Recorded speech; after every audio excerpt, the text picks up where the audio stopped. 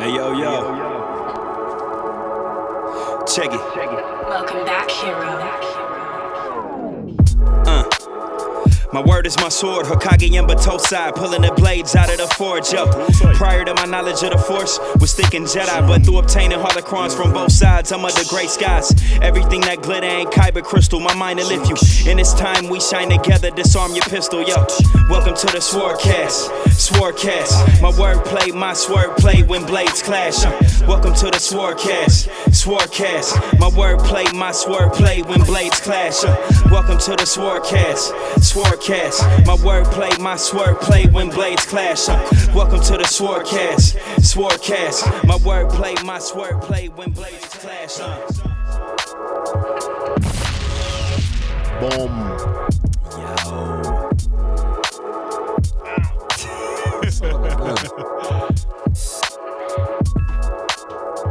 The dog. There you go.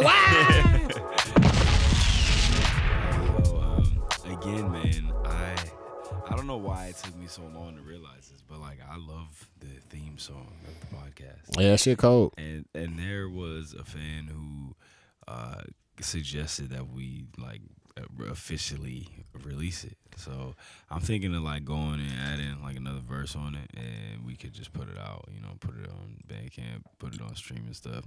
You heard it here first. You heard it here first. Also,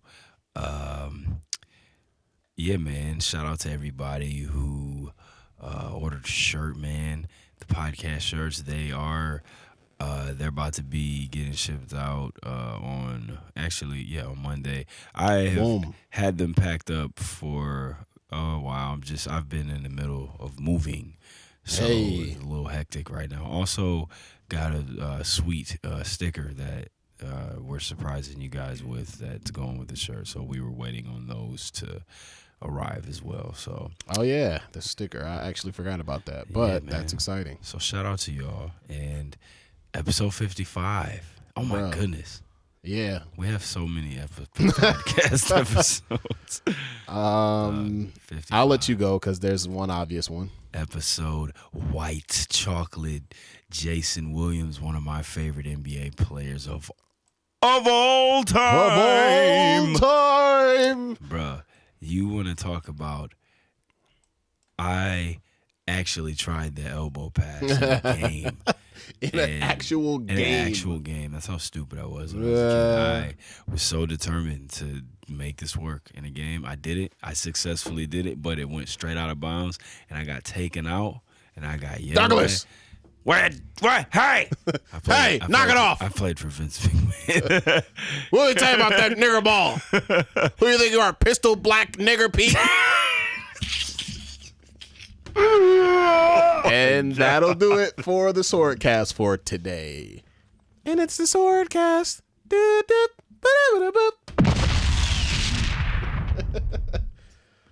That didn't take long, did it? Off top. Pistol Nigger Pete. Oh my goodness. I had a Vince McMahon coach joke, but you just destroyed it right there. Your elbows are already ashy enough. It's gonna get on the ball. All right, so who do I got? Episode, man, I don't know. Don Reed. I know he was number 51. Actually, the other Jason Williams was number 55 too. The one for played the for the Nets. Didn't he like shoot his limo driver or something? Yeah, or like, yeah, he did something and crazy. I get him and Bison Dele confused. Yeah, who died randomly on his boat. Yeah, he went missing or something, didn't he? Yeah. Who else is number 55? What was Bison Daly's? Was it Brian Williams? Okay. Yeah, he played for the Pistons, but he played for the Pistons when he was Bison Weird Ass Daly. Rest in peace. I shouldn't say weird ass, but I remember him not being good enough to start, but he started anyways for some reason. Who else? The Teal Pistons. Maybe either Etwan Moore or Keon Dooling. One of them was number 55. Keon Dooling had game. He did have game. What an underrated player. He was like sneaky athletic, had like a sweet handle. Good shooter. Good shooter. He just had like I felt like his jersey was always like super tucked in. Yeah, what a weird I know thing to that's remember. weird, but I feel like his jersey was always like there's dudes who tuck their jerseys in, and there's dudes who tuck their jerseys into their boxers. Bro, you know who I remember jersey was always untucked somehow? Richard Hamilton. He played that nigga was maybe because he was so skinny and it was just super baggy. Right. But I remember he was always having to tuck his jersey in at like the free throw line. And NBA jerseys untucked look so weird because they're so long. Back in like the mid 2000s where we were in maximum baggy pants like mode, baggy shorts mode. Bruh. Wearing basketball shorts underneath your pants that you already had on. Bruh, what a weird time. phase. Hey, man, the young kids are bringing the short shorts back, man. Yeah, they are. I don't know if it's for me, but hey, do your thing, dog. I mean, I felt like as I got older, my shorts got smaller. Yeah, I'm totally cool with wearing I'm team dad shorts, though. If I'm going out, like if I'm on a fucking, like here I go, an adult, nigga. If I'm going out on a walk, goddammit, or on a waltz, right? Z. On a barbecue or fucking whatever, wearing the dad sandals. I don't mind showing a little bit of thigh then, but if I'm hooping, I don't know You're not about trying that. to show the thigh, right? Not if I'm hooping. I'm still stuck in 2006. I'm a tights guy. I've always been a tights guy. Underneath. Yeah. Couldn't. See, I rock some young shorts, but I've been a tights guy since Iverson was doing it. Really, you know what I'm saying? You seem like the kind of nigga that had a shooting sleeve once upon a time. I wasn't a sleever, man. No. Did you have did you have hella bands? Nope. No, I was never. I was always just my only necessity was a hair tie on the wrist. Always got to have a rubber band or hair tie on the left wrist. That was it, man. I wasn't really an accessory dude. I wasn't either. I used to, I went through my phase where I thought it was cool. I used to, because I had the braids, right? So I would wear my headband with the braids, but I had my wristbands or whatever. But I'm like, bro, this shit, I would immediately take them off like right away. Now, however, what changed is when I went to college. Right. And these niggas started giving me free Under Armour. Oh, for sure. And I was like, oh. Right. This is quite nice. So I used to have for my home, because our colors were burgundy and gold. So I would have like a short sleeve for home games. For the gold, it was like maybe like a quarter length Under Armour. And then for the road games, I had like the real like basically like a tank top. Yeah, but I fuck with the Under Armour. Oh, I mess with Under Armour too. I'm a long sleeve hooper too sometimes. Like sometimes not gonna be able to do it. Yeah, I play in a. Not gonna be able to do it. I play in a long sleeve joint. Also, man, I would just like to reiterate. Like, remember when cutoff sweats became the cool thing? I remember I was playing. What was my man's name? He played at Kansas State, and he was really good. Jacob Pullen. Okay. You know who Jacob Pullen is? Mm-hmm. Jacob Pullen was the first person I ever saw rock cutoff sweats. That's what's up. Yeah, he was like up here randomly playing. We used to get the key to the gym at Rochester when I was playing there, and my homie AD was from Chicago. And I feel like he's the one who put us all on cutoff sweats. Everybody start cutting their sweats off. Now, I didn't do the, oh my God, what a random memory just came back. So I didn't do the cutoff sweats, but I did do the cut sleeve. Oh, yeah. But do you remember when we used to cut the fucking we would shred the sleeves? Oh my God, dog! And it would be on some Macho Man. Yeah, and fire. we would have them just kind of niggas used to braid their shit sometimes. Bro, what a time! I haven't thought about that in forever. Hey man, but that was so. That was kind of cool, man. They just used to shred your sleeves, and it would just kind of be hanging down. I used to do that. Yeah, out there looking like the Macho Man. Yeah. So, in lieu of thinking about a whole bunch of other number 55s, because I'm sure there are. Shout out to football linebackers or whatever. Anthony Barr. Oh yeah, Anthony Barr. Minnesota what about Khalil Viking. Mack? I think we missed him. Was he? Is he 50? He's 50 something. I can't remember. I feel like he's 52. I could be wrong. Khalil Mack's animal. Yeah, no, bro. he's a problem. Goodness. So I'm gonna share a story with the with episode the gang. Junior Seau. Rest in peace. Oh, rest in peace. Junior Yeah, that Seau. nigga brain got busted too much. Yeah, man. That sucks. CTE, bro. And He football, dangerous sport, bro. Let's get into a car accident every play. How about that? That's good for your brain, no? Let's just not do kickoff. Yeah. Like, So I'm gonna lighten up the subject here, and I'm gonna share a story that I shared with Noveliss. So there's like a basketball court at my parents' house. I went over, check on my mom, and I passed the basketball and a perfectly good hoop. And I was thinking to myself, like, I really got time for this. I got some errands to do. I'm an adult. Like, should I really waste some time? And then like a lightning bolt had hit me. Like, wait a minute, what am I thinking, bro? It's always time for shooting bloody cash, bro. There is always time in the day to shoot motherfucking jump shots, bro. Like, always shoot the bloody cash. Always, dog. I love Cloud, bro. He's a good boy. Ooh. I love your dog. We finally, as you can see, we've live on the SwordCast. We have finally entered a phase where Nav has started to retrain Cloud to not play the run away from him game. And so he's getting some scratches. He looks to be comfortable. And we've slowly made a breakthrough. Shout out to Nav for also avoiding the impulse of like continuing to like, let's fucking run around. Oh, he's coming back for more.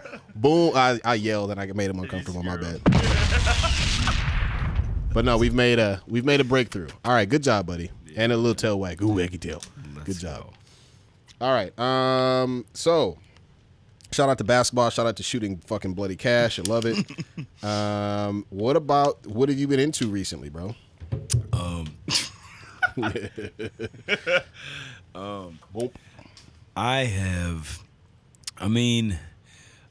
Other than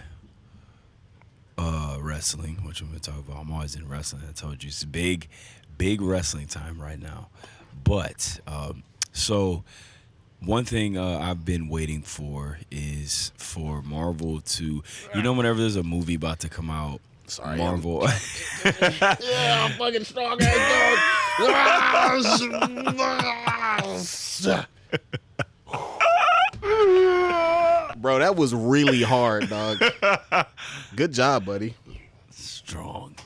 But whenever there's a movie coming out, Marvel, usually they always like line up a new series, comic book series with a film that's gonna come out. Mm-hmm. And I've been waiting because if I had to pick the Marvel film that I am the most excited about, it's definitely Shang-Chi. I'm for sure waiting for Shang-Chi. So I've been waiting for them to drop the new Shang-Chi comic because Shang-Chi hasn't had like a solo real run in like years, like super long time. So they came out, they finally dropped the first issue of the new Shang-Chi book, and it is fire. The art is really dope, and it was really good. So I'm really looking into getting back in Shang-Chi and seeing what type of new story they tell with his character coming up with the movie dropping in the summer. Is it coming out next summer? I don't know.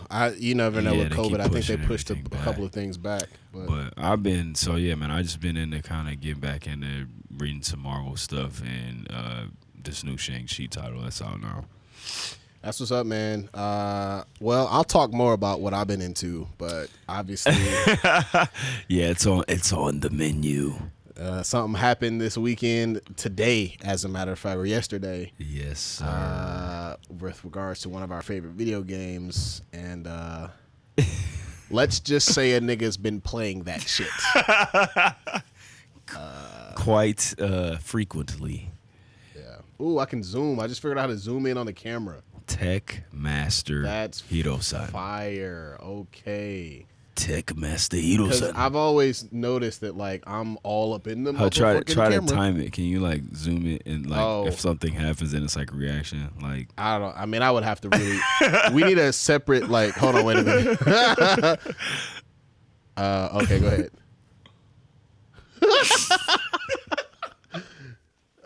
We need a staff, bro. Right.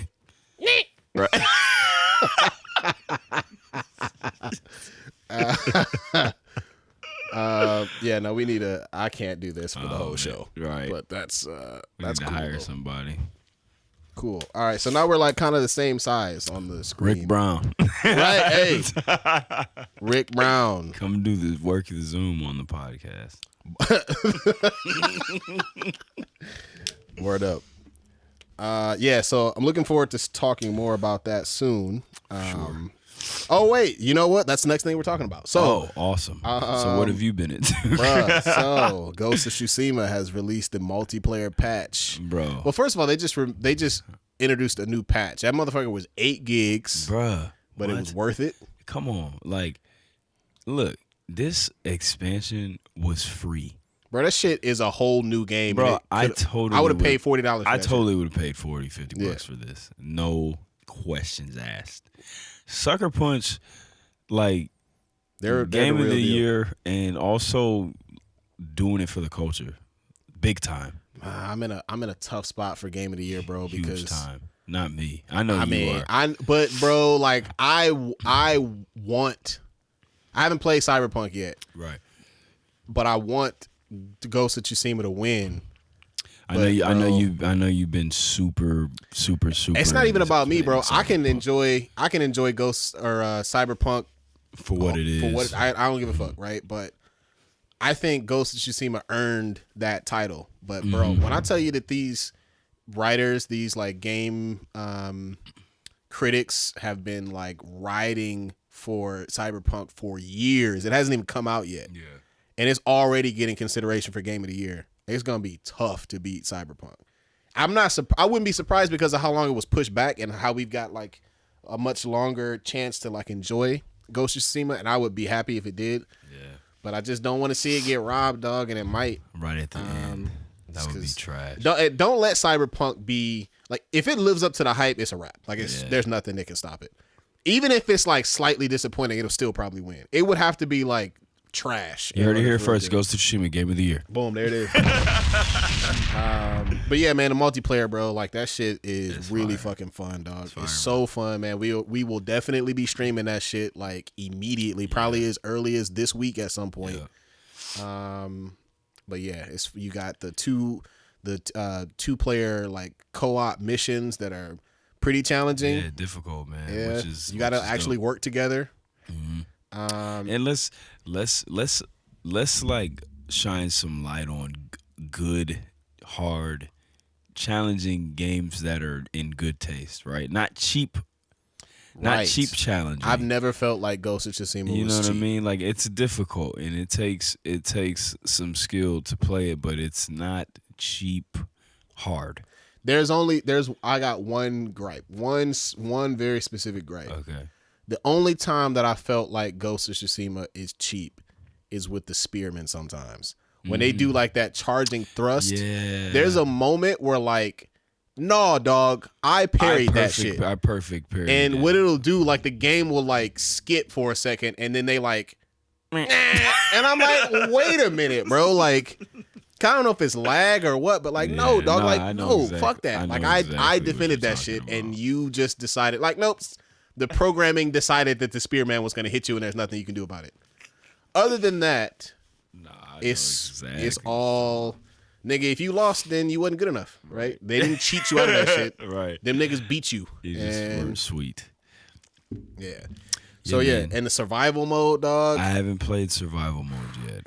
It ain't like survive 3, nigga. You going 15 rounds. This is a heavyweight championship bout, bro. And it's like a good half hour worth of, like, each experience is like a half hour. It's a lot of fun, bro. And I've been playing with randos and I've been having a blast. Like, I can't wait to play with my homies, bro. Right. Like, and so you guys know, I'm sure a lot of you have played the game. If you haven't, you definitely got to play Ghost of Tsushima.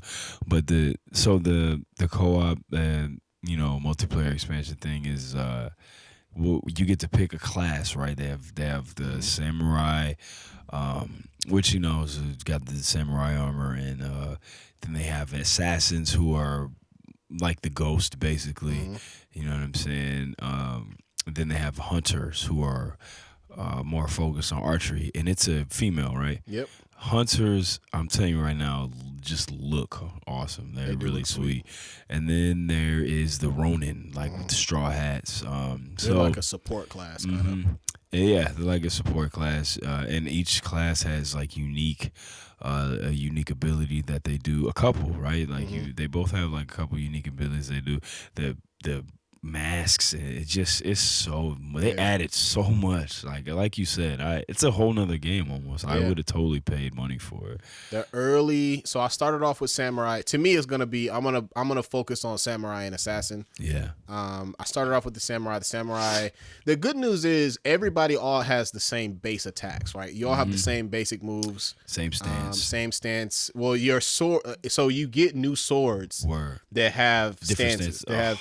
So I don't know how far it goes yet, but like I got an elite, like a rare sword that like the base stance is stone, but it has the option to switch to wind stance. That's dope. Yeah. So I imagine that there's probably like a legendary sword at like way high level that gives you access to all three. Yeah. But and so the difference is like everybody can sneak, everybody can stealth kill, everybody can use the focus hearing, everybody has the grappling hook. The difference is like how you level up your techniques, right? So like the samurais, I imagine that you will level them up so that they will be like tanks and they will like pack a punch like a motherfucker. And then the samurais or the assassins, I feel like they're a little bit too sweet because you can level up their stealth kill so that you can, because you know how like in the game when you first start off, it's rough. like real slow. Bro, the assassins it doesn't always kill the big guys, right? And not even so, bro. The enemies are like 10 times stronger. Bro. They're like hella fucking strong. It's tough. It's a challenge. But with the assassin, you can level up his assassination so that they're like real quick one. Yeah. And so you can drop a smoke bomb and like just clear out. Yeah, bro. You already know I be playing like that. Yeah. So it's awesome, man. What a great addition to an already great game. Shout out to Sucker Punch, man. Yes, sir. Now there also was some wrestling that happened this weekend. For sure. Oh, before that, I have another game thing, right? So check this out. So one of the best things that Ghost of Tsushima added is New Game Plus. Oh fuck yeah! And I love. Whoops. Too bad I already 100%ed it again. I've 200%ed it that fucking game. But New Game Plus, if you guys aren't familiar, is just a feature that some games have it, some games go back and add it.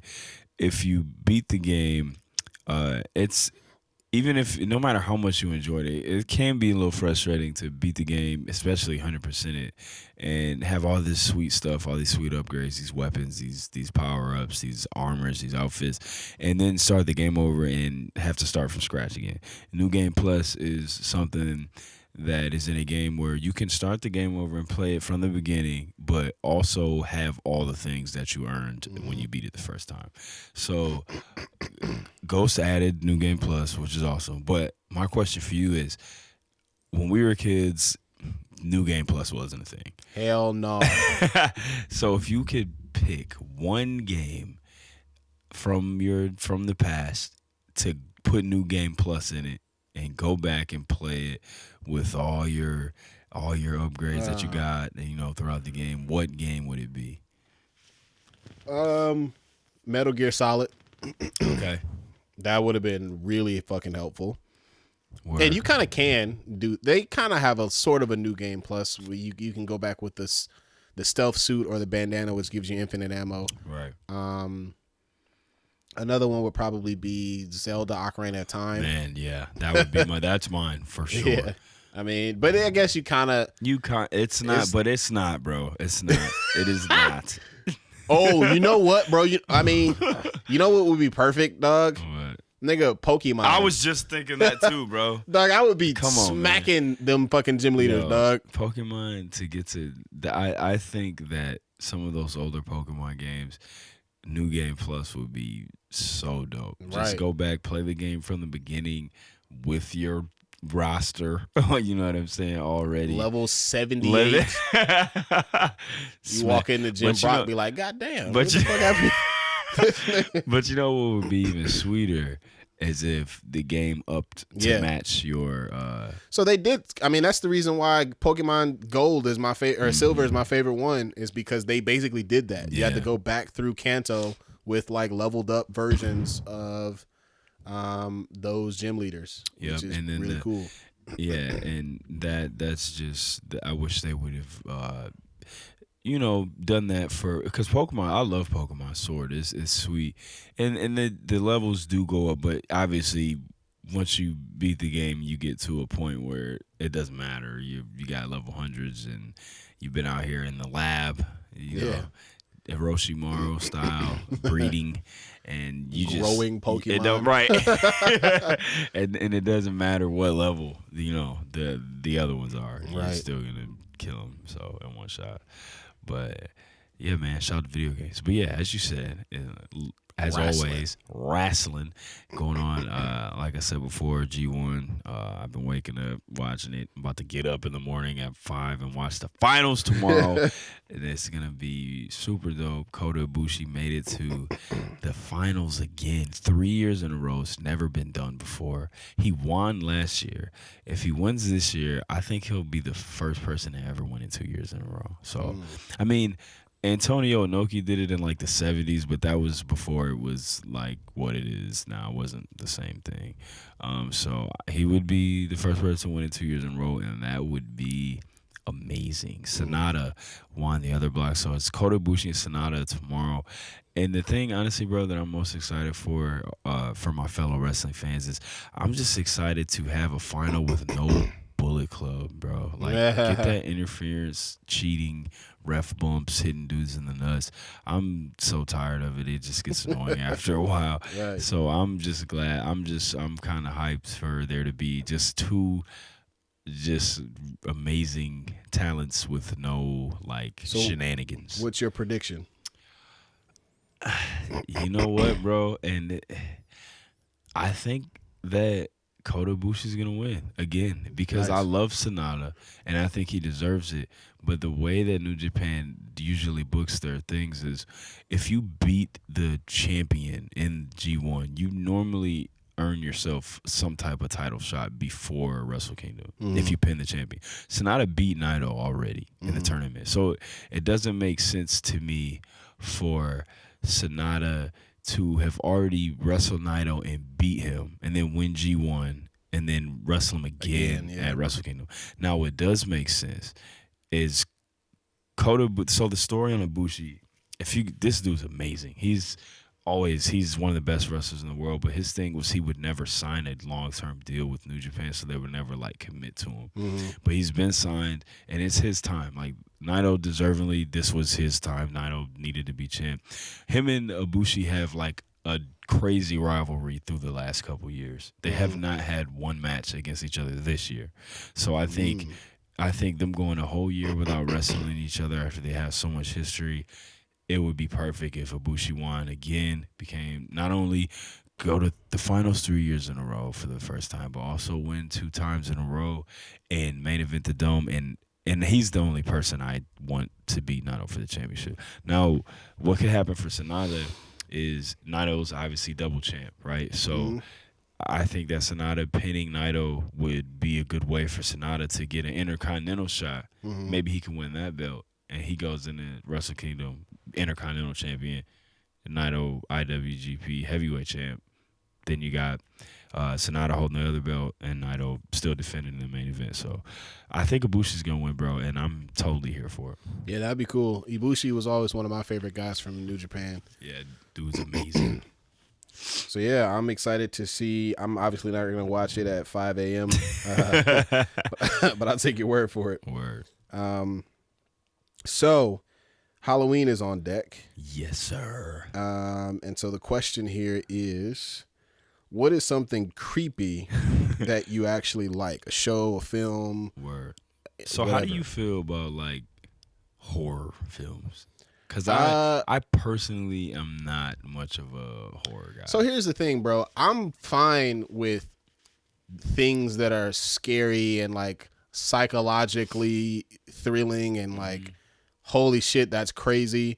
What I'm not into is gore. Yeah. And I think that gore is not the same thing as scary. And I also think that jump scares are fucking trash, bro. Like, bro, human beings have evolved to react to startling things. Like, I'm not scared. I'm like, alert. What the fuck was that? Right. That's not the same thing as being scared, bro. I knew you would have and that shit is so take on bro, that shit is so cheap. Like, it is fucking loud ass noise. Like, piano key. Fucking shrill. Like, bro, it's not scary. That's just fucking startling. Like, what's going on? Right. No. I hate that shit, bro. I feel you. Cannot stand it. I'm not much of a horror guy, right? But I mean, some people are. It's like a huge, nerddom fan base for sure. that. Like there is like for everything. They really go hard, right? Like there is for everything else. Yeah. I just, I never really get into it. I mean, sometimes on Halloween, I try to be, festive and watch like an old a slasher movie, but they just don't do it for me. And like you said, I'm super not into gore either. Like, Yeah, I think at it's just not my thing. But something creepy that I do enjoy, if I had to pick something, Stranger Things, man. I love Stranger Things. I mean, Stranger Things is definitely like October appropriate. The Demogorgon. Oh, right. Such a good show, man. I'm like, I know 2021 season 4 is dropping, but I love Stranger Things. Oh, man. damn, Love 2024 or 2021. Did I say that? I know you said it right. I'm the one that said something fucking stupid. Oh my I God. combined 2021 and season 4 Elle together. would be like 25 years old. Yeah, no. But, not gonna be able to do it. But yeah, man. Stranger Things. That's my creepy thing that I like. I don't know if this is a creepy thing or not, but I'm like, as I've become an adult and like live in like a house, right? I'm super into pumpkins, goddammit. Like, right. That's weird, right? Like, I'm about to go get a pumpkin. I'm about to go get several pumpkins tomorrow. Right. And I love carving pumpkins. Right. That shit's kind of fun, dog. That's fun. I'm kind of trash at like hands-on arts and crafts, but I come out with some. My kids always laugh at how bad my face is. Hey, man. And also, like, it's super underrated how sweet them jack-o'-lanterns be looking when you actually put the candle in there. Put the candle in it, that should be because at my we used to, like, when I was little, we used to do like a real pumpkin. And then once I kind of got older, once I went to high school, and like I wasn't participating in because niggas thought they was too cool for fucking trick or treating, too cool for everything. But hey, we were talking earlier. Hey man, look, y'all teenagers, if y'all don't stop talking, man, I don't know, bro. All right, bro, I gotta tell the story now. What? Oh, you gotta tell the story. I gotta tell the story, bro. So we're in the studio right now, right? This studio is a safe space for folks that are trying to come in and do music. I got cousins and little cousins that like to rap, and my cousin hit me up, was like, I want to come to the studio, I want to lay down some verses. I was like, all right, cool, man. He brought his little crew, right? These kids are 17, 18, 19, right? Like they enjoy rapping. A couple of them got some talent, but they just like the fun of it, right? Like, and my cousin is clearly the ringleader, nigga. Like, he's clearly the guy who's in charge, right? And he's the shortest one too, right? So he's like the commanding all this respect, and he's the one that like probably has the most like commitment to it. Yeah. So everybody's writing their verses. They're feeding off each other. They're getting feedback. They're kind of, all right, what you gonna say this verse? All right, you should say this. And I was kind of cool, like, because my cousin, he knew everybody else's song. He knew everybody else's verses. So he was like clearly calling the shots, right? So one of his mans went to go do his verse. Now, again, this young man is new to rapping, right? Like, you can already tell this story is about the punchline is about to be a motherfucker. You can already see. And so he doesn't do a very good job of his verse, right? Like, he's mumbling, like the words don't make any sense. It's not a good verse. And so I've never heard anybody respond like this before. So instead, like, when the verse was over, I pressed stop, and there was a sort of a pregnant pause in the room for a second, and nobody said anything. And then my cousin was like, "Nigga, what the fuck is you talking about?" I've never heard anybody like respond that way to a verse before. Like, nigga, what the fuck is you talking about? And so the thing that just absolutely took me out was that his friend's response was even funnier. This nigga didn't defend himself. He apologized. But check it. He didn't just apologize. He didn't be like, "Oh man, you know what? My bad, bro. Like I was tripping. Let me get it again." None of that. This nigga paused, looked down at his phone, and said, "I'm sorry."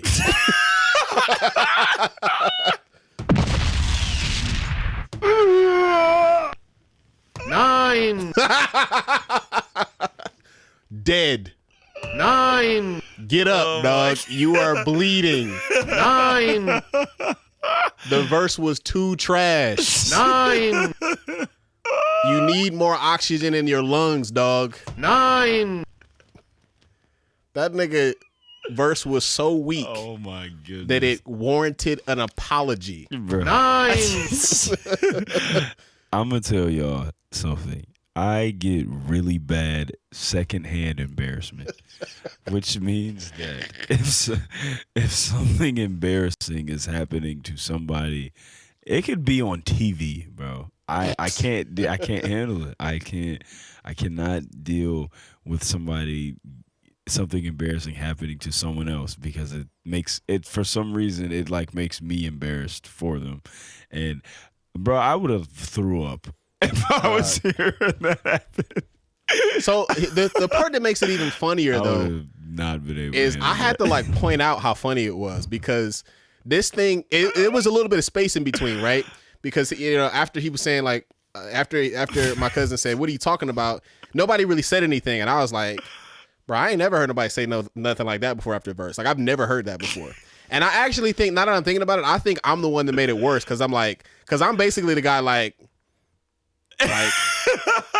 oh, so we gonna talk about how weak that verse was? So like everybody knows it wasn't just me. Right. Everybody knows that verse was trash, right? Right. And then that nigga was like, "I'm sorry." That nigga apologized for running out of talent, Doug, and said, "You know what?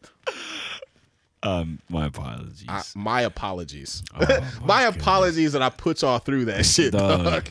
Wow. So yeah, what the fuck were we talking about? I don't know. But that is hilarious. 9. 9. Right. Get up. Right.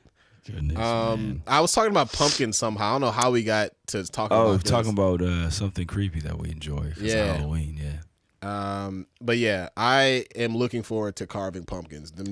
I was saying too cool, right? So when I was in high school, we were using at my mom's house. We would just put up like a little electric joint, Oh yeah. just to word. plug in. It was cool, like it did its thing, and I just got really used to that. And starting like the last year was the first time I put like a real pumpkin out there. I'm like, wait a minute, this shit looks sweet as fuck, bro. This shit look really fucking cool. I remember y'all pumpkins from last year. Yeah. Yeah. That shit looks sweet from kind of far away when you like, damn, that shit look like an evil thing, fucking Oni spirit or some shit. And y'all got like, you guys have cool like steps too on the outside of the house to kind of put them out there. So yeah, man, it's dope. Throwback. Do you remember Pete and Pete? Yes. There was a episode of Pete and Pete where the dudes were wearing the pumpkins on their heads, and it was super creepy. I do remember that shit, Yeah, bro. and Shout out they to were Pete like and Pete. going around smashing the pumpkins and stuff. Shout out to Pete and Pete, bro. We were talking about theme songs that one day. If y'all are listening and you guys don't remember, or even if you've never heard it, look up the Pete and Pete theme song, like little alternative rock theme song. It is fire. It is pretty cool. I remember that one. My brother and me also had a dope one. My brother and me. That shit was hip hop as fuck. Great show, hip hop. All right, man. So now we're entering into a new phase. We got hot takes, but we also, what about a pet peeve? What's a nerdy pet peeve? Oh man, a nerd pet peeve that I have. Oh man, off top. This is pretty oddly specific. Kind of relating to what I'm into currently, right? A nerd pet peeve that I have is when a comic book cover is sweet, but the actual story within the book is not. Like, don't put Snake Eyes on the cover if he's not in the action, if he's not the focus of the story. And if you're a comic book reader, you have been through this millions of times. It's something they do all the time. They will, it could be carryover from maybe a story that happened in the issue before or something, and the cover just will not match what's actually happening on the inside. Yeah, of the book. X-Men is notorious for doing shit like that. They're really notorious for that. So that's a nerd pet peeve that I have for sure. All right, goddamn it. Uh-oh.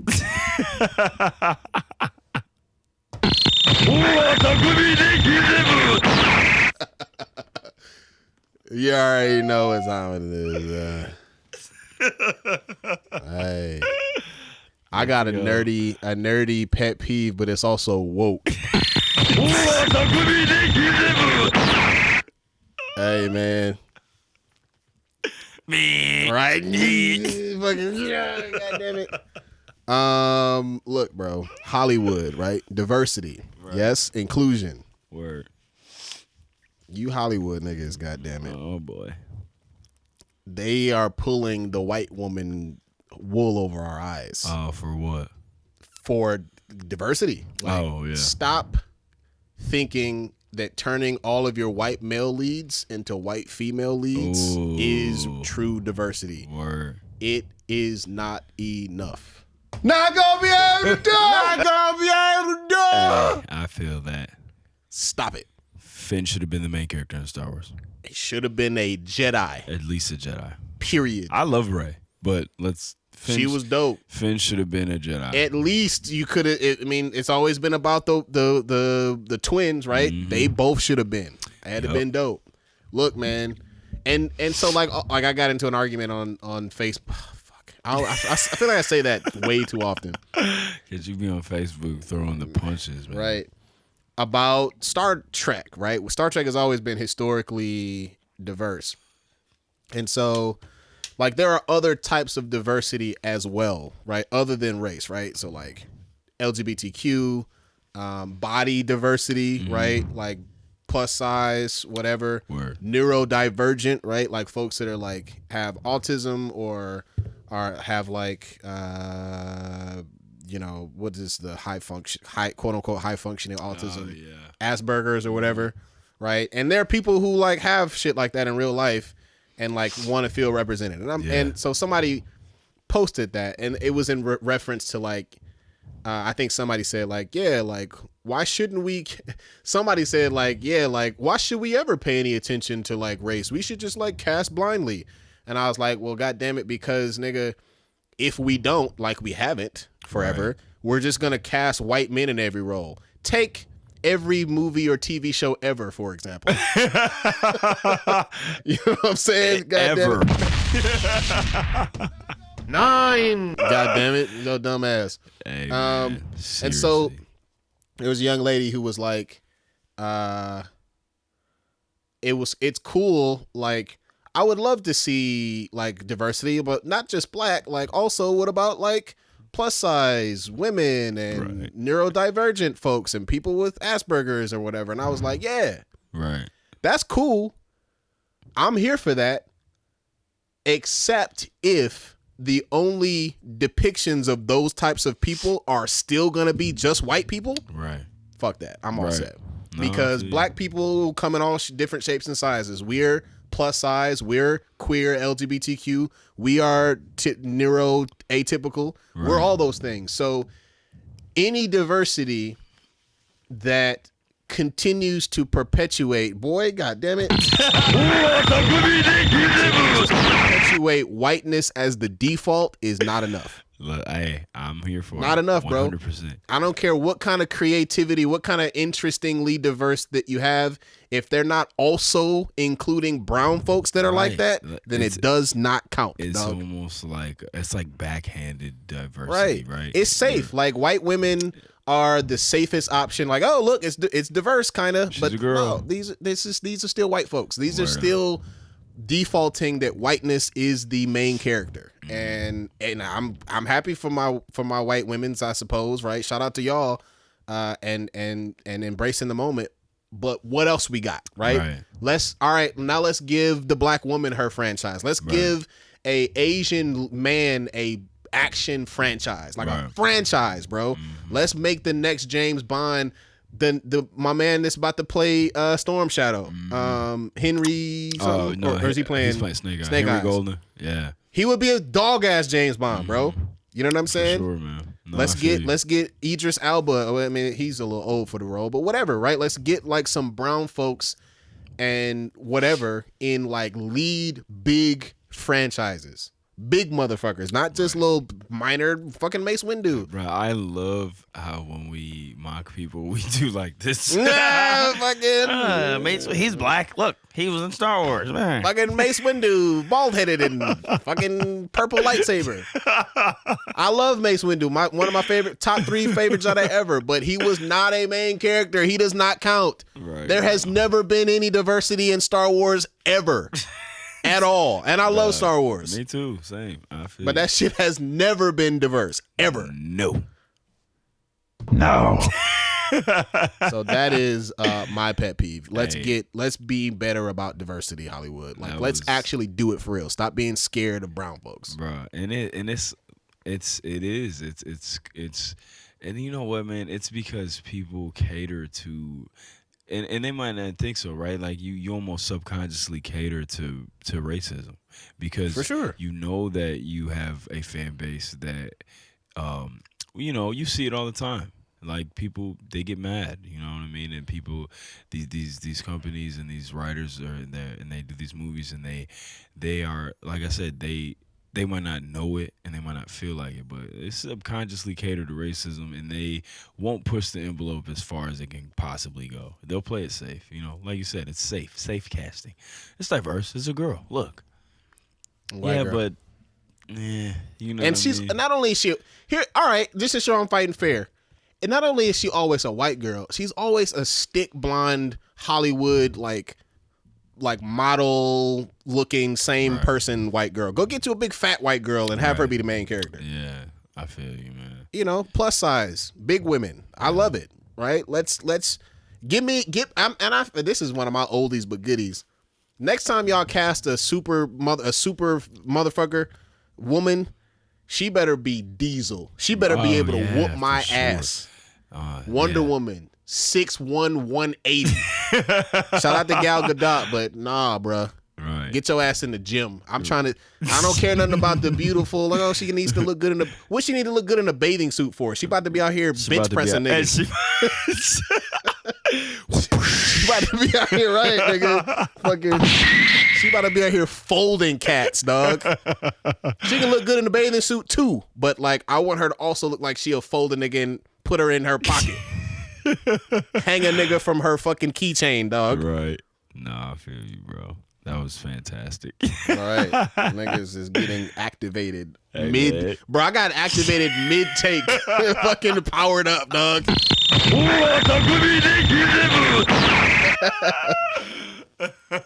All right, since we're on a roll, bro.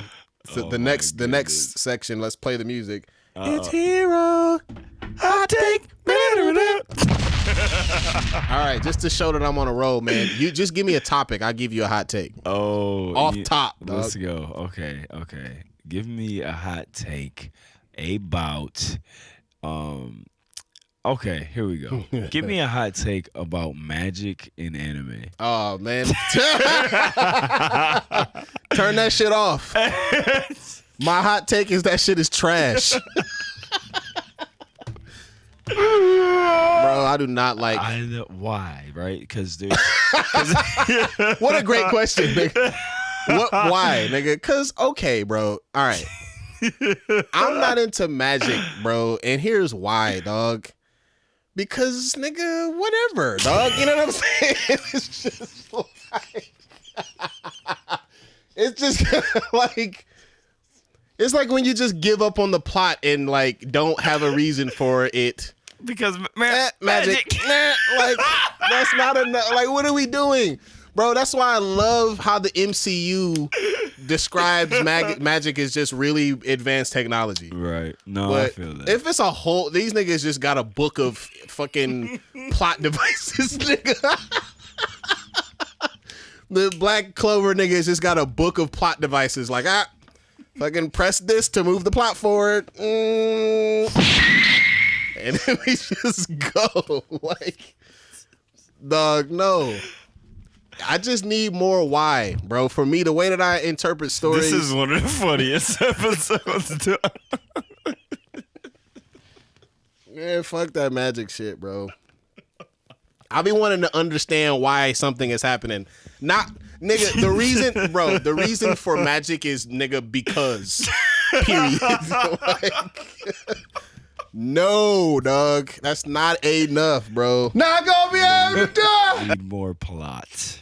Dog, I'm sorry, dog. I'm not into it, bro. I'm not into Magic, man. I think that's hilarious. What about you? What's your, do you want me to give you a topic or you got one in the chamber? I don't have one in the chamber. You can give me a hot take. I'm about to throw you a softball, bro. Give me a hot take about WWE. Right. Okay. So actually, I gotta get it. Here's my hot take, and I'm. You know what? This might require some overstanding activation. Okay. Okay, so here we go. Why there's so many times where we see like perfect example, Adam Cole. I'm not the biggest Adam Cole fan. I don't think Adam Cole has a lot of personality, right? No, but none. Zero. he gets a stable and he gets pushed to the moon, right? And he's okay in the ring. I don't think he's a Ring of Honor guy, right? Yeah, I don't think he's like super amazing. So you get Adam Cole, he's okay in the ring, not the best personality, not a looker, not a body guy, but gets to get pushed to the moon, gets an awesome stable with Undisputed Era, and he gets all the support, right? Then you get a guy like Ricochet, has the look, is the body guy, amazing in the ring. Yeah. he doesn't have any personality. I don't know what to do with him. You know what I'm saying? Why do black wrestlers not get that same, like, they get so many, there's so many examples, bro. Apollo Crews, right? Apollo Crews is another guy, great wrestler. Amazing wrestler. The great wrestler, not the best personality. Give him a stable then, like you do Adam Cole. You know what I'm saying? Like you do guys like where they did like the Sanity thing with like Eric Young, a stable full of guys without big personalities. You know what I'm saying? Yeah. Or they do it all the time, and you just have. It's just like, why do we not give these black wrestlers the same support system that we give to these white wrestlers? Like, why? You know what I mean, bro? Like, there's so many examples of it that they do, and it's just like they'll be an amazing wrestler. They don't have any personality. They're on the shelf, but it doesn't work that way both ways. You know what I'm saying? So I would like to see us kind of do that more. And I mean, here's where I'll give WWE some props, right? I do see that they are, because Cedric Alexander was in that same boat for a long time, and now they got the Hurt Business thing with MVP. Yeah. But MVP comes in, has his stable, but like, why does it always got to be all black people together? Yeah.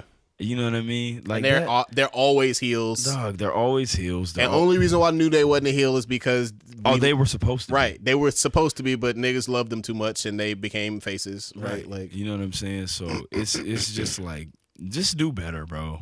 Vince, it's not 1960 no more, bro. Yeah. Like, do better. Stop. They're all black. Pull them together. They're heels. You know what I'm saying? Yeah, bro. But I just wish they would offer those same support systems, stables, surrounding them with. Oh, bruh. Again, here we go again, right? Brock Lesnar, star, no personality, gets a mouthpiece manager, Paul Heyman. You know what I'm saying?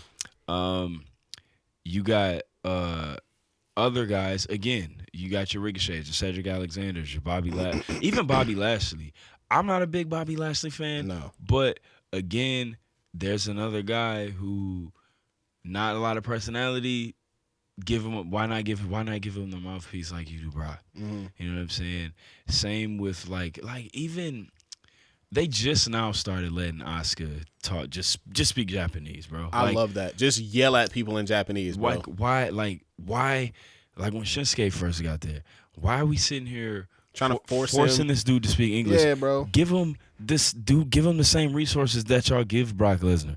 Give him the same resources that y'all give these other wrestlers who don't have the personalities, bro. Like, treat these minority wrestlers the same way.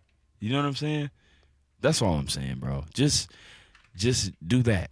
Let them get the mouthpiece manager. Let them get the stable. Let this surround them with the people that can be the personality for them if they have that ability in the ring. Do not let them take away. Sorry, Obama. I was just gonna play this. My favorite Shinsuke Nakamura promo ever was the one where he just spoke Japanese to Dolph Ziggler, bruh. On SmackDown. That shit was that's what he should do all the time. Like, they should not be forcing these people. Like I said, just give everybody the same resources, man. Like, don't just cast off people as being good in the ring, but they don't have personality. Like, when you clearly help other people out. Shut up! You want to see what I can do, right?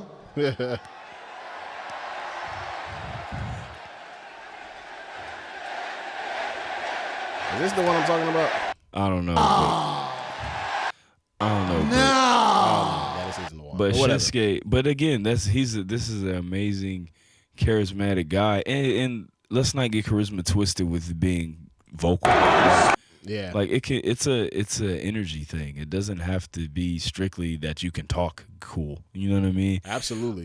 So yeah, man, that's my hot take. Just give the same resources and the same helping hands to the other wrestlers, the black guys, to the black man them.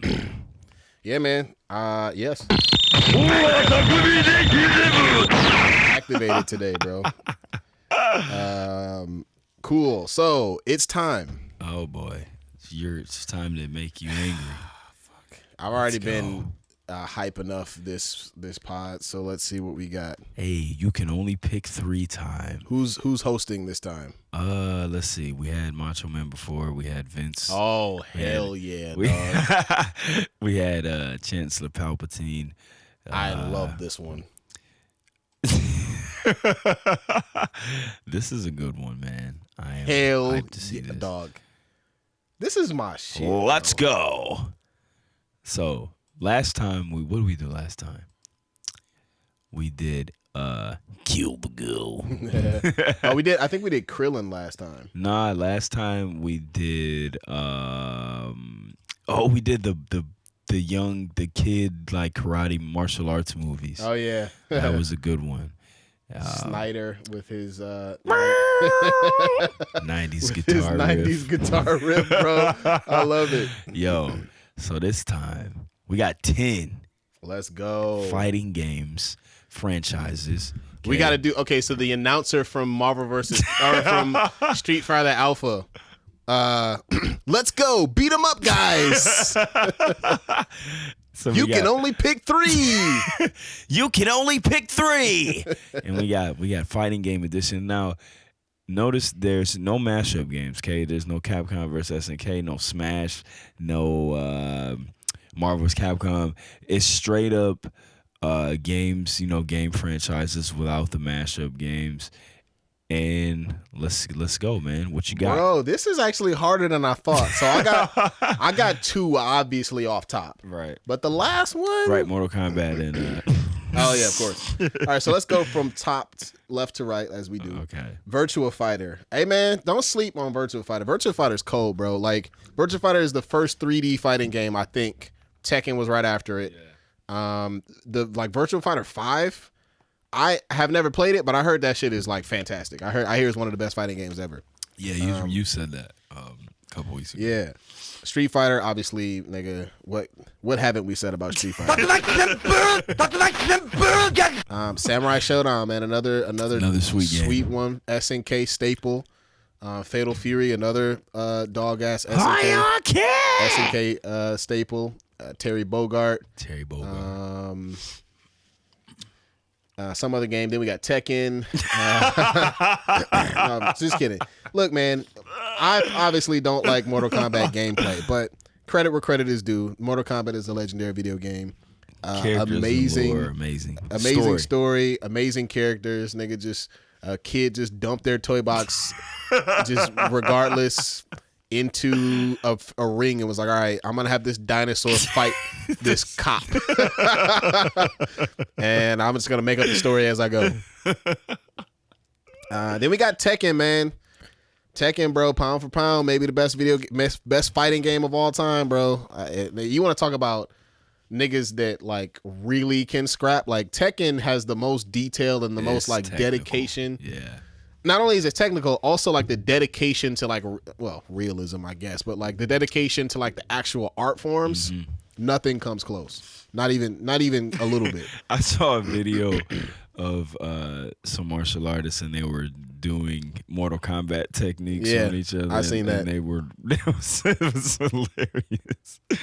Speaking of Tekken, did you see that UFC knockout? Yes. Bro, that was cold. The spin kick. Yeah. Ridiculous. So basically, if you haven't seen it, I don't know the two guys. I'm not a UFC guy, but somebody tries to do a front kick and the guy catches his leg, and this dude does the Lee Chaolan like reverse back kick. Lee Shaolin. Just lift the other leg while his front leg is getting held. He lifts the back leg, reverse kick, caught him right under the chin. Knocked him out. There's so much there, bro. Like, because if you go the other way, you will tear your you'll tear your ankle up. Yeah. So that like it was super risky. Yeah, it was pretty risky. Pretty sweet, man. But it clearly paid off for him in what might be one of the greatest knockouts that anybody's ever seen. Yeah. And he turned him off. Like he pressed his power button. Like right, nigga. Human.exe has stopped responding. Hey, 9. Get your ass up, nigga. 9. He kicked your teeth out. God damn it. 9. That's how we got to do the 9. We got to keep like. You gotta keep adding. Right, stuff. bro. Nigga. Nah, for sure. That was hilarious. Then we got Killer Instinct, bro. I really like Killer Instinct. One of the dopest soundtracks, dog. Nigga, that 90s ass like techno trance shit. It's fire, man. Saber Wolf. Nigga. Ultra Combo. And bro, one Killer of my Instinct got the sweetest announcer. Yeah, no, he be lit, dog. Like, come on, bro.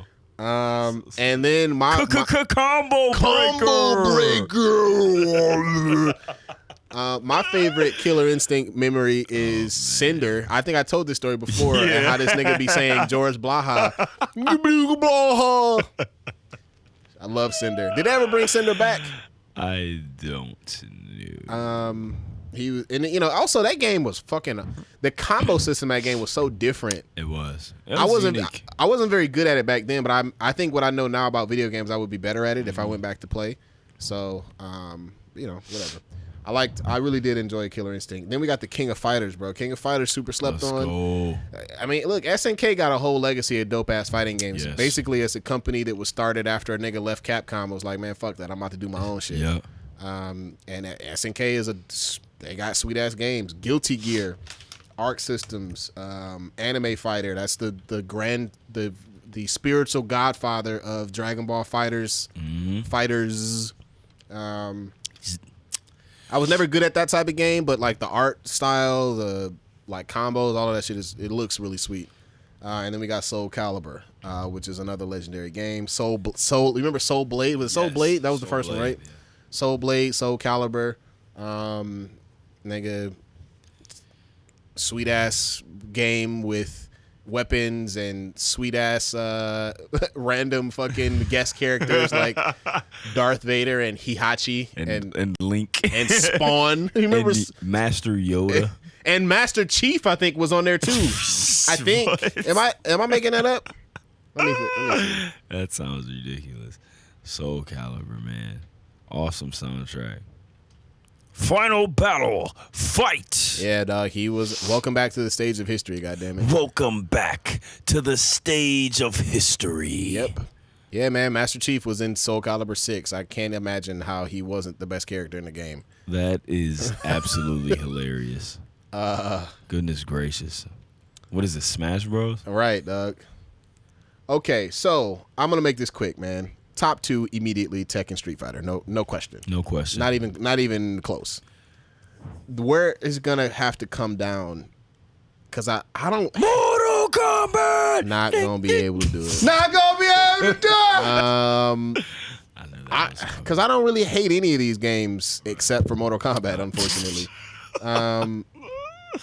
Fatal Fury. If I had to choose between Fatal Fury and King of Fighters, I'm going to go King of Fighters because there's more characters. And Terry is in King of Fighters sometimes. And he is often in King of Fighters. King of Fighters is basically like they're like all of SNK's games, Garo Mark of the Wolves, or Fatal Fury, all of those games, like they're like Smash Brothers kind of. Yeah. I like Killer Instinct a lot. Guilty Gear, I don't have that much experience with. Samurai Showdown, I don't have that much experience with. Did I skip? I think I skipped Samurai Showdown altogether. No, you briefly ran over it. Okay. I like Samurai Showdown because it had the guy. You remember the guy that used to score the fights? We used to do that in karate. That's how we used to have a nigga with a flag. Or he didn't have a flag, but he would like, you would be like white or black. And he would like, yeah. Point, break. The wristband guy. Man, all right, dog. It's gonna come down to, I think, between King of Fighters and Soul Calibur. And just in terms of me only being able to keep 3, I have to be honest about the games that I spent the most time with. Word. There was a point in time where Maxi. where like you couldn't really, they didn't like SNK games were way more popular in Japan in the 90s because you couldn't play that shit unless you had a Neo Geo, and nobody had a fucking Neo Geo. Or a crazy emulator. Or a crazy emulator, or at the arcade. But nobody had a Neo Geo in America. It was super rare. So the only time I got to play King of Fighters was at the arcade, but I owned Soul Calibur. Word. Okay. I had Soul Calibur 2 and 3. And so for me, actually, I had Soul Calibur 1, 2, and 3. Soul Calibur 1, man. That was one of my first Dreamcast games. Mine that was too. A launch title. It was, yeah. Bruh. I think we talked about this already, but Dreamcast had by far the best launch lineup ever. By far. Oh, wait a minute. But I forgot about 64. It's between 64 and Dreamcast. Bro, Dreamcast had Soul Calibur, Sonic Adventure, Crazy Taxi, Power Stone, I think. Power Stone, and I think there's one more really good Jet one. Set Radio, or Jet Grind Radio, Future, or bro, something like that. Crazy. Yeah. Dreamcast launch title was nuts. All right, so with that, I'm gonna have to go Soul Calibur with my number 3. With Maxi was my guy. Mitsurugi was my guy. Maxi was my dude. I fuck with Cervantes. That was my dude. I used to really hate Voldo because he was weird. He was kind of scary too. He was fucking weird, dog. Yeah, Voldo was really weird. I used to like Astroff Wasn't it Yoshi? too. I feel like Yoshimitsu was in Soul Calibur. And then the canon technically is that's an ancestor of the Yoshimitsu clan. Ooh, And he like okay. he's like the great grandfather of like times 10. God, Yoshimitsu is such a Yoshimitsu. sweet character. I think it's just a weird like squid like fucking Samurai ninja robot. Yeah, it's Ghost, just sci-fi zombie. ninja. It's sweet as hell. Swordsman, demon. Like not quite sure if he's alive or not. Like Yeah. not quite sure if he's human or not. Not quite sure what he is. And that's what makes the character dope, dog. I like Yoshimitsu a lot. One of the coolest characters in all the fighting games because nobody knows who or what he is. Sweet. Boom, there it All is. right. What do you got? Solid. All right, man. Let's go. Virtual Fighter. Sega Saturn, one of my favorite systems ever. Used to play Virtual Fighter all the time, actually. Respect. First 3D fighting game. The Ninja, of course. That's what I Kage. used to play with. Kage. We all used to call him Cage back Cage then. back Because we didn't know shit. Yeah, Fucking stupid we kids. Were dumb. Street Fighter, obviously. Yeah. Obviously, Street Fighter, man. Amazing, all of them. Man, characters, anime, film, whatever. Comic. Most, in my opinion, most legendary fighting game ever. So, off top, I'm keeping Street Fighter. That's Obviously. my first keeper. Samurai Showdown, sweet. Really, first game I ever played where weapons were like a thing. Yeah, you know what featured. I mean? Yeah, so Also, Samurai Showdown is a part of that King of Fighters universe as well. Yeah. Because Harumaru and Genjiro, too. Isn't he also in there? Yeah. Yeah.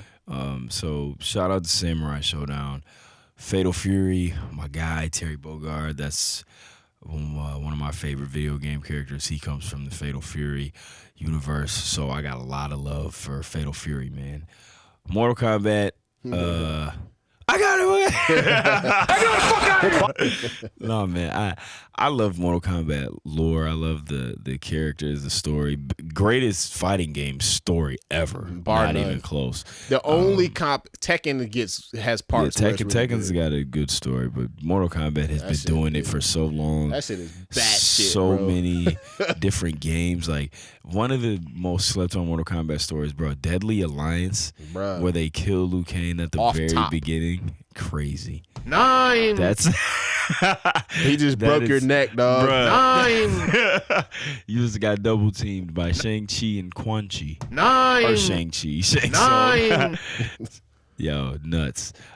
So yeah, I do love and respect Mortal Kombat, but not one of my. Just the gameplay, man. I don't like having to push a block button all the time. Yep. Tekken, the Tekken. Tekken stands for technician, dog. Yeah. Very technical fighting game. Probably most realistic. So many styles, characters. Great. Literally every character has like 100, Dog. literally 100 plus moves. Literally. And it takes a lot to be good at Tekken, but I love it. Same as you, Tekken's definitely my second keeper here. I love Tekken. I wasn't. I'm really not a huge fan of 3D fighting games, but Tekken has always been the one. Yeah. That always kept my attention. And they just there's so many sweet characters. Lei Wulong is my guy, so I love Tekken. Fang Wei for me. Fang Wei, Law, Eddie. Yep. I feel embarrassed saying that I like Eddie because of how much of a bad I reputation mean, he's but got. how But can you not? I'm a Capoeira guy. Like Right, bro. that was the first time I ever saw Capoeira in a video game. Of course you're And, gonna play with him. Like, of course. Killer Instinct, classic Jago. Right. Love it. I used to love Killer Instinct, amazing soundtrack. Did you know that Jago and Orchid are brother and sister? Yeah, and I didn't find that out till I was like 20. Till like yesterday, bro. They don't look anything alike, They don't and look- one of them is clearly from like Baltimore, and the other one is from like Thailand or something. Right. And he's not even. He don't even look. He looks like South Indian kind Right. of. Yeah, he does, man. It's a I think it's crazy brown. crazy game. And Orchid is clearly black. Black. It seems like. Killer Instinct, the super dope. I actually did that project, Dilla Instinct, a few years back. Yeah, I remember that. Kind of based it off Killer Instinct. So, yeah, man. Shout out to Killer Instinct. King of Fighters again. Kind of like you, man. If I got to pick between King of Fighters and Fatal Fury, I'm taking King of Fighters just because of the roster, and it includes my guy Terry. So, Guilty Gear. I played Guilty Gear X on Dream. Half sister. That makes a lot more half-sister. sense. Guilty Gear, I played Guilty Gear a lot on Dreamcast. Guilty Gear X, man, super dope game. The anime style fighter, the animation sweet, and like you said, it's the blueprint for Dragon Ball I Fighters. just remember that nigga Faust. used to hit you with pool cues Oh, and guilty. shit. You're guilty. Yeah, isn't that the dude My with man the? Saul, bad guy. Oh, who's the protagonist? Isn't he the main character? Yeah. And Wasn't there a nigga named Faust, like the weird dude with like the paper bag on his head that like used to poke you with pool sticks and stuff? super weird. Weird guy. Creepy. Soul Calibur, man, fire. Another game that's the thing I love the most, like in terms of individual characters having like super fleshed out stories. Soul Calibur was really good at that. For sure. So I love Soul Calibur. Maxie was my guy. All right. My first keeper is Street Fighter. My second is Tekken. So I got to pick. Let's see here. If it comes down to this, it's gonna be between King of Fighters and Soul Calibur. I love Soul Calibur. Love it.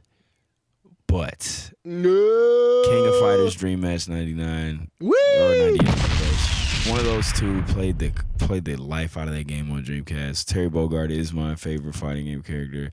And I got King of Fighters, I got Terry Bogard, I got Rio. There's so many sweet characters in those games. So, and just the roster, bro, I got to go with King of Fighters. So that's my three that I'm keeping: Street Fighter, Tekken, and King of Fighters. Boom.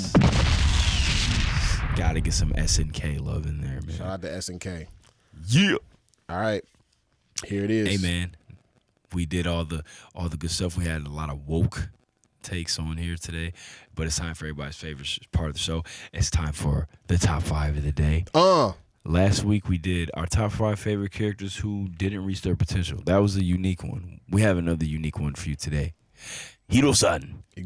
Top 5 favorite deceased anime characters. Oh, man. Anime characters that are no longer with us. Anime characters that are dead. Not anime characters who have died once and been wished back to life. They got to be dead still. All right. So I have my true number one I've had to take off the list because it is a spoiler. And the only reason why I'm not going to say that because I know you still haven't motherfucking watched this shit yet, goddammit. So I will just say there are a lot of main characters in Death Note that die, but one of them is my favorite. Okay. So I'll just put it like that. Okay. So that's my real number one, but I'll have to make do without him. So jumping right into it, I guess I'll count that as sort of an honorable mention. Jumping right into it, we've been giving this character a lot of love lately, because I think that there may have been a mistake in how they finished out the story of these gentlemen, and it's got to be Neji at number 5. Man, should have been a trio, and Neji should have been a part of it. And it was also difficult. Like both of us could have did this whole list with just Naruto characters. 100%. Because them niggas be dead as hell. What if I did? Staying dead. I almost did. I had to make sure I didn't. Had to stop yourself. Also, I also found it very difficult to include Dragon Ball Z character or Dragon Ball characters in general because the opposite happens. Niggas never stay dead in Dragon Ball. Right. But I found one. that I really liked. I didn't bring Chaozu or Yamcha. These guys are too dangerous for them. 9. So this is a little bit of a gimmick, but I'm gonna make my case for it. I think it works. Okay. I'm gonna go with future Gohan from the Android Saga. Wow. This is the version of Gohan that exists in the future where Future Trunks is from, that basically taught Trunks how to fight and died fighting the androids. Word up. And he never obviously came back. Now it's a version of Gohan that's a little different, right? He never achieved that teen Gohan. Like if he had achieved the teen Gohan Super Saiyan 2 combination of power and speed, he obviously would have destroyed those androids, no problem. But due to Goku dying and him being thrust into a role that he wasn't really ready for, he wasn't able to develop the same way he was in the real story. So he was underpowered, but he was still he was the man. He was Earth's hero. He was not the nerdy pacifist version of Gohan that we see in the anime now. He was he had the personality of what we always wanted Gohan to be. And he also was responsible for Future Trunks being the dog that he is. Which is cool. And also that Future Trunks scene that's probably one of my favorite transformations is in that Future Trunks special where Gohan dies, and I think that's when Trunks turns Super Saiyan for the first time. And that's one of the best Super Saiyan moments. Amazing. Yeah, for sure. Super, super dope. All right, so number 3. Here is a good one. I could have easily put this in at number 1. But how about this one, man? Number 3, I'm going with the titular character from my favorite anime movie of all time, Akita. Let's go. That's a great one. Now, there's a little bit of controversy here because, like, is Akira dead or not? It's not exactly clear. Right. In the manga, the answer is more clear. But I have to revisit it because even I'm confused still. But like, you know, he's in pieces when you first start the show and like, or the movie. And the whole point is, I already know. Hey, well, actually, I already know everybody in the midst is gonna be like, oh, well, technically he's not really dead. Whatever. It's my list. This is what I'm doing.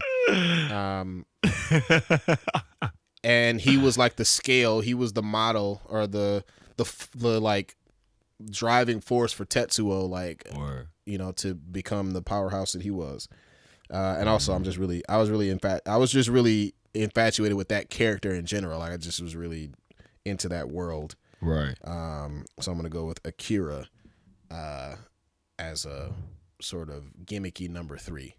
Now, number 2. Here's where it's getting good. I'm sure this person is probably going to be on your list as well, but if we're going with niggas that were dead as hell, were sweet as hell, and stayed dead as hell, I got to go with the Yellow Flash. Let's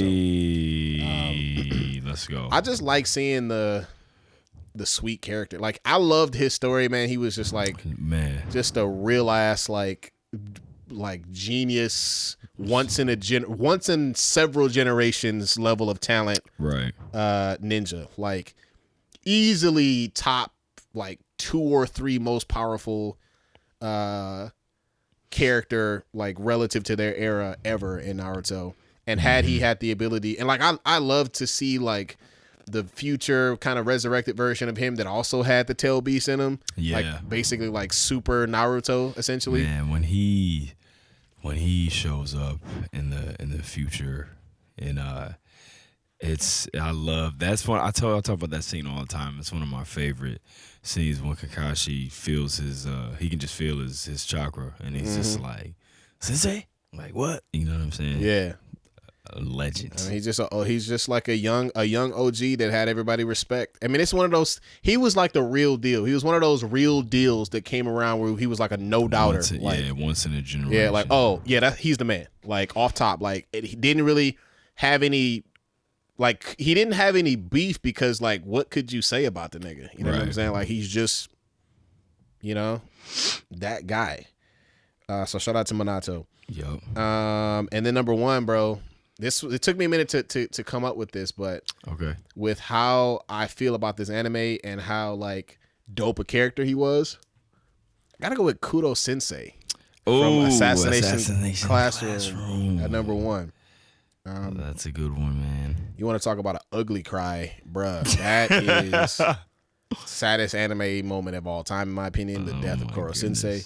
And he was just a fucking super, like, Sonic Boom wielding flash of a fucking Sonic or the Street Fighter 2 version where Guile is a polite mailman. Sonic Boom. Good morning, Sonic Boom. Right? Hey, good morning. Hey, Sonic Boom. Hey, how you doing there? Hey, how you doing there, bud? Good morning, Sonic Boom. Sonic Boom to you. Yeah. So he's just like a fucking squid, supersonic squid that's fast as hell, and a dog ass teacher at the same time. Just a super creative character, one of the great characters in all of anime. Shout out to Kuro Sensei. Rest in peace. Rest in peace to all these folks. So that's my top 5. Really my top 6. So we got Neji number 1, or Neji number, this is confusing. Neji number 6, Future Gohan number 5, Akira number 4, Yeah. Minato number 3, Kuro Sensei number 2, and a mystery Death Note character number 1. at number 1. Because it's not really a spoiler because there's a lot of all the main characters die, but there's one in particular that I really fuck with. Got it. So there it is. Hey, I guess that was kind of a spoiler, but like if everybody dies, it's not a spoiler, is it? Like everybody dies. it's fucking called Death Note. Pass away note. Deceased note. 9. 9. All right, man, let's go. Dopeless. I got one honorable mention. I gotta get my man Kamina from Gurren Lagann honorable mention, man. Bro, I was trying to think of his name and I fucking could not remember it, dog. Yo, yes. Super, he was about to make my list too. Super sad death. He would have made my list. And kind of, I got a unique list here, so let's get into it. But Kamina, man, what a sad death. And it was out of nowhere. It was. He was like the guy, and then it just elevate the main character by killing his. I didn't see that coming, bro. I did not. That death was really sad, and that it was one of those deaths too, where after it happened, it was like It was like 2 episodes later, and you're still like, yo, so he died? Yeah. Gurren Lagann had this weird thing where, like, the last third of the anime, it seemed like a whole different show almost. It did, for sure. When they kind of jumped into the future a little bit, I was like, oh, so we still going. It was still sweet, but, it was different. Different as fuck. Let's go. Number 5. This is I love this pick here. My number 5 is gonna be Sabito from Demon Slayer, right? And if you guys don't know, when you watch Demon Slayer, Tanjiro is training, and he gets to this point where he can't cut this rock, this boulder in half. That was such a dope scene. Sabito is this kid who shows up. And he shows up to help him, and he kind of spars with him, and he teaches him. And first of all, Sabito's mask was sweet. Cold. And then he takes looks a lot like Ghost of Tsushima. Bro, right. Then he takes the mask off, and he's just like this handsome kid. He's got the sweet looking scar on his face, and he was a really dope character. And then it's sad because later you find out that he died, right? You thought he was alive this whole time. You don't even know. And then later, a couple scenes later, you find out that he's actually dead, and that he was teaching him because there was that big demon that had killed so many kids. in the test or whatever. That like the selection. What was it called? I can't Final remember. Selection or something like that. Yeah. And and he had been killed by that big giant demon, and he was teaching Tanjiro. So those a couple episodes, amazing. And that character, I just really thought it was dope and stuck with me. So shout out to him. My number 4, I gotta go with Haku the dragon from Spirited Away. Oh wow! I love Spirited Away. That movie, I love that movie. And Haku, man, obviously the young boy, the river spirit, man. He goes. It's such a cool story how Chihiro goes. She's in the spirit world, and she realizes that when she drowned when she was a little girl, the river spirit that kind of saved her was Haku, man. And he was like the dragon. He was the boy, and he was the dragon, and it was just amazing. Super cool character. If you guys never seen Spirited Away, it's great. Check it out. It's weird, but it's awesome. Kind of scary too if you're But crazy thing, my daughter loves Spirited Away. Really? Yeah, and she's like this since she was like 4. That's what's up. She used to always Good be taste. like, I want to watch Chihiro. That's what she calls it. But yeah, it's a creepy movie. But it's awesome. And Haku, his whole character, that whole story, amazing. Shout out to Haku, the dragon from Spirited Away. And it's gonna get pretty Naruto-y from here. Yeah. My number 3, man. Like you said, bro, they dropped the ball on this character. Death made no sense, made me really upset. And we already talked about a lot last week, man, and that's Neji. Neji coming in at number 3. Really, really, really, really just think they dropped the ball on him, and he should have been there. But Noveliss, how was they going to make it so that so that Naruto could get close to Hinata? Look, bro, I'm not buying that as an excuse because Neji's not her boyfriend. I was just about to say that, cousin. bro.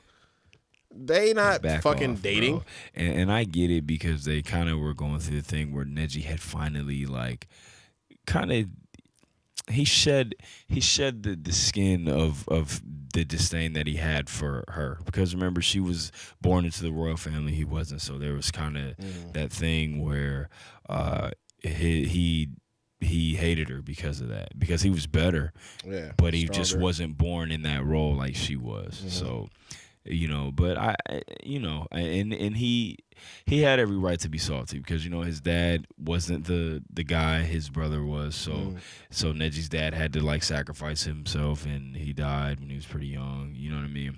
So I get it, but at the same time, he had already gotten past that. You know what I mean? So, and he was here for Naruto, bro. He was down. He was right there.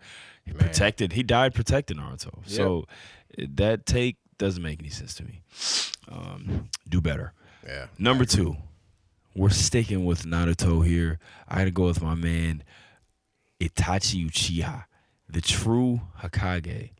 Okay. Oh, interesting take. Itachi is the true Hokage, bro. Hey, let's go. What I say, I had a line on a song, and I said, you guys haven't heard it yet because it's not out yet. What I say? I said, Itachi, they should have crowned me a hero, but wouldn't. I sacrificed my whole life just to live a life that you couldn't. This guy did what the Hokage is supposed to do. The definition of Hokage is fire shadow. That's what Hokage means. It means fire shadow. And they're supposed to protect the land of fire, which is the village hidden in leaves, from the shadows. And that's what Itachi did, man. He made the biggest play for the village from the shadows, and then he had to live the life of a villain, and he had to live the life of being hated, even though he did the thing that nobody else would have done. Who all knew about his deep cover? Was it just Danzo? Sarutobi? Yeah. And I think that might be none of the like teachers, right? Nobody else knew. And I just think that, man, that dude. And then he did it all to save his brother, bro. Yep. You know what I'm saying? And then the fight, him and Itachi versus Sasuke, amazing fight. Yeah. So yeah, man. Number 2, Itachi, love him. Super sweet character. Always saw the bigger picture, man. Always saw the bigger picture. All right, hold on. Here's a question. Power scaling, right? Upside. I'm a upside. I love the upside monsters. If given the opportunity, I think so. I think the answer to this is yes, because Sasuke did. If he didn't die, if he was able to hone his potential the way that Sasuke was able to, would Itachi have eventually become stronger than Madara? I would say yeah. I mean, there's kind of a rumor out there that he was sick, and that's he had overuse of the Sharingan, and it was killing him. You know what I'm saying? Who was sick? Itachi. Okay. If you watch, he's coughing up. He coughs up blood, and he was like dying. He was on the verge of dying before he even. Gotcha. So had it not been for that, you think he would have? For sure. And I think the reason, because dude, Itachi was so good. He was super smart. Yeah. And he was, I mean, obviously Madara, awesome. But Itachi just had that genjutsu, man. Like you couldn't even look at him. You know what I'm saying? You couldn't even look at him. But I think the answer would be yes, because like if I'm not mistaken, Madara didn't naturally open the Rinnegan. Madara had to steal it, but he had to like engineer it. He had to do a lot, yeah, bro. Like I love Madara, but that's always I always talk about it. That's my knock on him, is he would just kind of whore himself out for a power level. You know what I'm saying? Like but he literally injected Hashirama's cells in him, right, so he could, But didn't Sasuke kind of naturally open his Rinnegan? No, Sasuke, I believe he took it. Well, wait. I don't remember. I don't remember, dog. I used to know all this stuff. It's been a while since. Did he take it from Madara? I believe that Sasuke has Madara's Rinnegan. Okay. All right. Yeah. But because I know the Rinnegan is like it's like the combination of the jutsu or the senjutsu or whatever, Senju and the fucking what's the eye people, the Indira or whatever. Yeah. This is the combination of their blood. But like for some reason I had the impression that just like with the Byakugan and the Tenseigan, like the next level for the Sharingan would have been, I guess it would be for both. The next level for both, because they both come from the same line, would be Rinnegan. But Rinnegan is it's you can only I see. You got to be the sage. Stuff. You Yeah, got to have like both of the DNA. You got to have the reincarnate like bloodline. But the bloodline was split, so you would have had to have been the sage, like Sage of the Sixth Path only, basically. It's and you know what? That's gonna bother me because I used to know exactly how. I used to know how you could get it. Yeah. Other ways you could make it happen if you didn't naturally have it. I don't remember all that stuff, but yeah, Rinnegan, ridiculous. That shit just makes me mad. Cool, like even thinking about that, like I would have loved to see Sage mode, Kurama Naruto, man. Mangekyo Sharingan, Sasuke, and like a Tenseigan Neji squaring up with Madara. Bruh. That'd have been fire, dog. Bruh, yeah, for sure.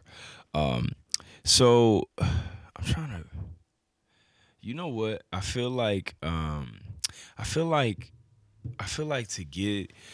you have to have the DNA of both, right? Yeah. Like Senju and the I folks. I don't remember. I don't remember. Both of the sons, Indiro and whatever. I don't remember.